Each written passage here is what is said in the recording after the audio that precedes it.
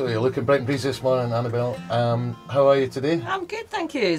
Beside Loch Earn, a lovely sunny morning with the Spirit of Indepence bus, or I don't know if it's called a bus. Chris, is it called a bus? Well, Excuse me if I've got the she's wrong... now known as Sophie. Sophie. Which Well, is we're a on short Sophie, of Spirit and of I'm in the driver's seat, which Yes. I'd like to be, so that's good. So yeah, so we're participating again today in the activities, the varied activities of the Yes campaign. Each day is something different, which is good, and very exciting time for us all. So yes, welcome to St Fillan's. Thank you, no, much appreciated. Most of the time we've been in the last 2 weeks has been around cities and large towns. This is the first opportunity to be in much smaller areas. We're in Comrie this morning, and we'll be in a larger town this afternoon in Crieff, and of course St Fillan's is very, very small.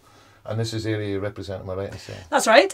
So that's part of the Mid Scotland and Fife constituency. I was elected on the list in the 2011 elections to the Scottish Parliament, and the Mid Scotland and Fife list 7 places were the very last seats to be announced in Scotland, and I was number 7th on the list because we had won so many first past the post seats, the SNP, that I was the very last name to be announced as having won a seat in the Scottish Parliament. Last but not least. The last but not least, about 5:20 in the afternoon. So it was a day of lots of different emotions, but obviously it was fantastic, a day for the SNP and for Scotland, because it allowed us to move forward to where we are now, which is to be holding this historic independence referendum. So and how are you feeling about that now?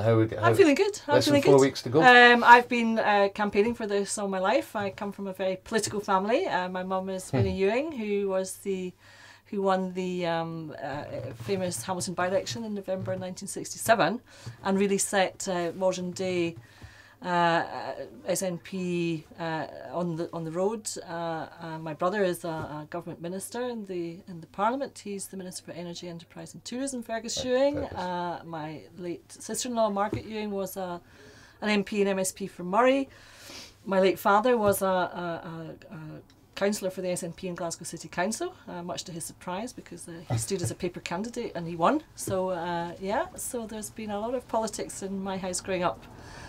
So for me, this is a lifetime's work on my part. All my adult life I've been campaigning, and indeed probably even younger, dragged out to various political events. And for my family, it's a very special moment.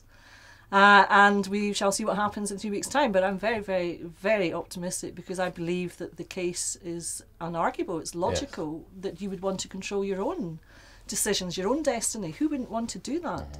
And I think as we have discussions, and we're doing that, of course, every day, all of us across Scotland in all communities, people supporting yes or having discussions, people active, but more importantly now, I think people who have themselves decided that that is the way they're going to vote. They're now persuading their families and their friends and their workmates, and that is, I think, where we have reached, and I would probably see that as a tipping point.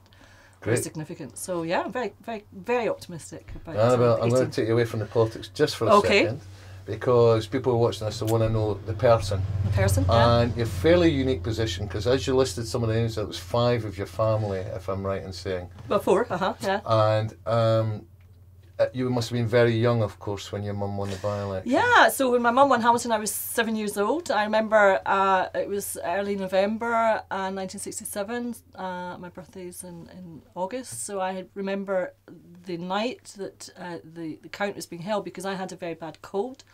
Oh, right. And my older brother Fergus was allowed to go to the count, and I wasn't. I had to stay home. So were you in your pyjamas, or I was. were you so watching I the had TV? because I was quite young. So I woke up the next day to the world having completely shifted its axis, and the house was full of people in the SNP. It was full of the press, and I remember also I had to write a column, a book review for the Evening Standard. They had decided that children of so-called famous people were to write a book review, and I remember I was given the book, and it was, I can't remember the name of it, Witches and Wizards in Summer or something, and I hated that book, and I didn't want to do it, and I was forced to do it. I was forced to do it myself.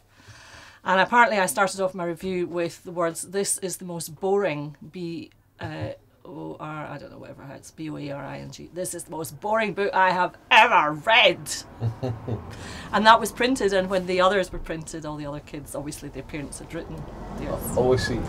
And Compton Mackenzie, who was a friend, late Compton Mackenzie, who was a friend of my mother's, then presented me with a book he had written for children, Santa Claus in Summer, I think it was called, and he said, "Dear Annabelle, I do hope that you don't find this to be the most boring book." Oh yes, a bit under pressure now because you had a voice at that young age. So my life completely changed from one day to the next, and but having said that, for me it was my normality growing up, and people often ask, well, how was it growing up in a political household when your mother was so famous? But for me it was normal. I mean, was it a busy house? Was people coming and going all the time? Absolutely, and my mother had been had her own legal practice, was a criminal law practitioner in the Glasgow courts, and so yes, it had always been busy. My father was an accountant and a university lecturer, but yeah, it became more busy, and then she lost her seat in 1970, but she stood again for Murray Nairn in 1974 when she defeated the sitting Tory Secretary of State for Scotland. Oh, wow. Which therefore again had not been anticipated. It was a stunning victory as well. So yes, it's life just took on a very normal, for me, political complexion where, campaigning for the future of Scotland was just what you did. They're going to ask the people, is independence best? I'm thinking Bonnie Scotland, but the answer could be yes.